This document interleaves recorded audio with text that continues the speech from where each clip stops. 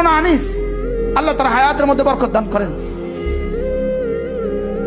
আনিসের এখন মাহফিলের টাকা যা কত, অনেক বলেন, অনেক কত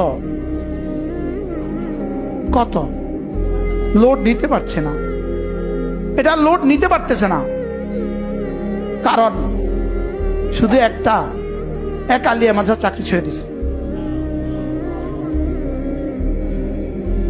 কারণটা কি? আর তা আনিসের চেয়ে বড় আলেম তো এদেশে আর নাই, আনিসের চেয়ে সুন্দর ওয়াজ করেওয়ালা তো এদেশে আর নাই, আনিসের চেয়ে সুন্দর গলাওয়ালাও তো আর এদেশে কেউ নাই। হ্যাঁ আছে, আছে, লেকিন তার চেয়ে বেশি ওয়াজ এখন বাংলাদেশে কারণ নাই। বিষয়টা কোন জায়গায়? আল্লাহর জন্য ছাড়ছে, বলেন আল্লাহর জন্য কি করছে? আল্লাহর জন্য ছেড়ে দিয়েছে। আমাদের মাওলানা আনিসুর রহমান আশরাফি পারলে একবার তারা দাওয়াত দিবেন। হ্যাঁ, এই জওয়ানদেরকে বলার জন্য, হ্যাঁ ঠিক, শক্ত কাকে বলে, কিও কয় প্রকার জানিস বাবা? আরো কম, আরো নরম, আরো নরম, আরো নরম। হেতারে কই আরো নরম, হেতা আরো শক্ত। কি আলহামদুলিল্লাহ, যুবকরাও তাকে ভালোবাসে, সারা বাংলাদেশের যুবকরা তাকে ভালোবাসে।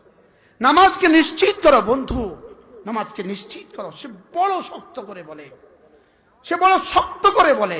আল্লাহ তাআলা আরো বেশি হায়াত দান করো, আরো বেশি শক্ত বলার তৌফিক দান করো। কলিজা ছিদ্র করে দেয়, কলিজাটা সাপ সিদ্ধ করে দেয়। পড়বি না তুই নামাজ, কলিজাটা ছিদ্র করে দেয় সে। এই জন্য নিয়ত করেন ইনশাআল্লাহ পড়বো তো। দোস্ত, আল্লাহর কসম, তুমি নামাজ নিশ্চিত করো, তোমার দুনিয়া তোমার রব নিশ্চিত করবেন, তোমার আখিরাত তোমার রব নিশ্চিত করবেন। তুমি নামাজ নিশ্চিত করো, শুধু নামাজ নিশ্চিত করো, শুধু ফজরের নামাজ নিশ্চিত করো। শুধু কি করো বলো? পড়বো ফজরের নামাজ ইনশাআল্লাহ। আল্লাহ তৌফিক দান করেন। আপনা করে ধৈরা বলার মতো কেউ নাই।